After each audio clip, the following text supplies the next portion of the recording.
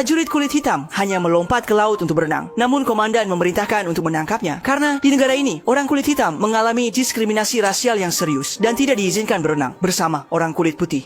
Di tengah dikejar oleh puluhan tentara, Carl menunjukkan bakat berenang yang luar biasa. Tidak ada satupun yang bisa mengejarnya. Akhirnya, mereka dengan terpaksa menyerah. Seorang perwira melihat betapa hebatnya dia berenang. Carl Steve rekomendasikannya untuk belajar di akademi militer. Tetapi diskriminasi terhadap orang kulit hitam di akademi militer lebih parah. Rekan tentara kulit putih tidak mau tinggal bersama orang kulit hitam. Tengah malam Carl bahkan dibangunkan oleh seember air dingin. Instruktur langsung dengan alasan hukuman menyiksanya dengan semprotan air bertekanan tinggi yang terus-menerus bahkan berkali-kali menekan kepalanya ke dalam air mencoba membuat Carl menyerah dengan cara ini. Pada saat ini Carl memikirkan ayahnya. Keluarga leluhurnya adalah petani. Ayahnya mengirimnya ke angkatan laut dengan harapan ia bisa mengubah nasibnya.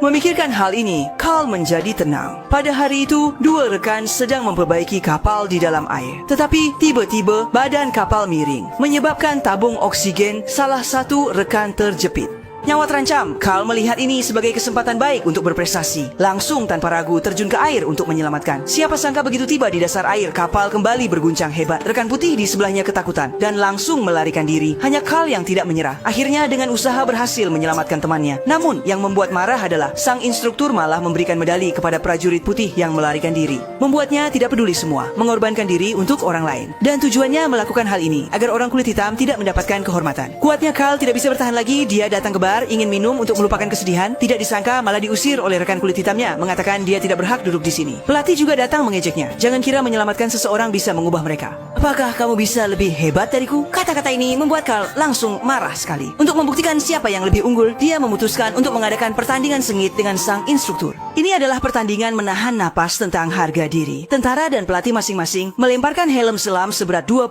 jin, membiarkan air perlahan menutupi hidung mereka, lalu menekan stopwatch untuk mulai menghitung waktu. 1 menit berlalu, kedua orang itu tampak santai. Setelah 3 menit, ekspresi mereka mulai berubah. Waktu mencapai 4 menit, pelatih pucat dan mulai mimisan.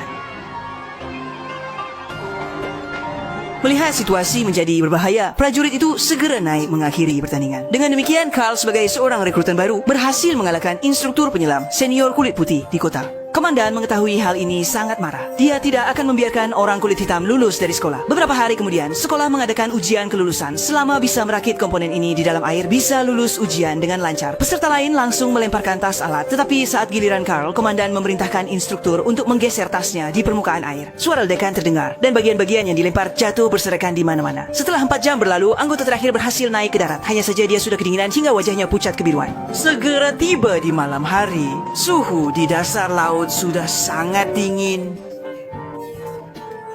Namun, Carl sudah berada di bawah air selama 9 jam. Dia gemetar saat merakit bagian-bagian yang dikumpulkannya. Meskipun ingin menariknya ke permukaan, komandan menolak. Karena di matanya, nyawa seorang kulit hitam tidak berarti apa-apa. Instruktur terpaksa menggunakan walkie-talkie untuk menyuruh Carl menyerah. Tetapi Carl sama sekali tidak mau menyerah. Akhirnya, instruktur tidak bisa menahan diri lagi dan dengan paksa memerintahkan orang-orang untuk menariknya ke atas. Ternyata saat ditarik ke atas, bagian yang dirakit ternyata sudah selesai oleh Carl. Kemudian Kang En perlahan-lahan merangkak ke darat. Meskipun wajahnya sudah membiru kedinginan, matanya tetap penuh tekad. Pada saat itu, dia memenangkan pengakuan dari pelatih yang secara pribadi mengumumkan bahwa dia telah menyelesaikan ujian. Dengan begitu, Carl akhirnya mencapai keinginannya dan menjadi penyelam angkatan laut yang resmi. Tidak lama kemudian, beberapa tahun berlalu dan Carl telah berusaha keras menjadi perwira kelas 2. Sekarang dia sedang melakukan penyelaman dalam untuk mengevakuasi bom nuklir. Jika berhasil menyelesaikan tugas, dia akan menjadi perwira kelas 1. Setelah melalui berbagai kesulitan, dia akhirnya berhasil mengangkat nuklirnya. Tetapi justru pada saat itu, sebuah bencana besar tiba-tiba terjadi. Prajurit ini sedang di laut mengangkat bom nuklir, tiba-tiba melihat pemandangan mengerikan.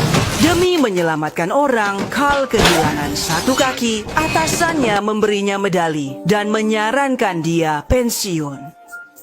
Karena seorang penyandang disabilitas tidak dapat melanjutkan operasi penyelaman. Tapi Carl tidak menyerah pada nasib. Setelah memasang kaki palsu, dia mulai berlatih keras, mencoba berulang kali, terjatuh berulang kali, hingga membuatnya benar-benar hancur. Saat itulah pelatih yang juga penyandang disabilitas muncul. Dia mengatakan kepada Carl bahwa selama dia bisa melewati evaluasi medis, dia pasti bisa mengatasi segalanya, bangkit kembali, dan menjadi seorang penyelam yang luar biasa. Dari situ, dengan ditemani oleh pelatih setiap hari, Carl mulai menjalani latihan pemulihan, dan dengan cepat mencapai level prajurit normal. Siapa sangka, ketika melakukan penilaian medis, kolonel datang dan mulai menyulitkan. Dia bahkan membawa pakaian selam seberat 200 pon, memaksa Carl memakainya dan berjalan sendiri dengan tali. Dan 12 adalah standar nilai penuh untuk penyelam kelas atas. Melihat situasi tersebut, instruktur masih ingin membela Carl, tetapi Carl langsung setuju. Untuk mengubah nasibnya, dia mengenakan pakaian selam dan berjalan dengan susah payah. Pada langkah kelima, kaki palsunya mengeluarkan suara patah. Langkah ke-8, kaki palsunya benar-benar patah, membuatnya menangis kesakitan. Instruktur di sampingnya terus meneriaki, menyuruh Carl untuk terus maju. 9. Penyelam angkatan laut bukanlah prajurit tempur. Dia adalah ahli penyelamatan. 10.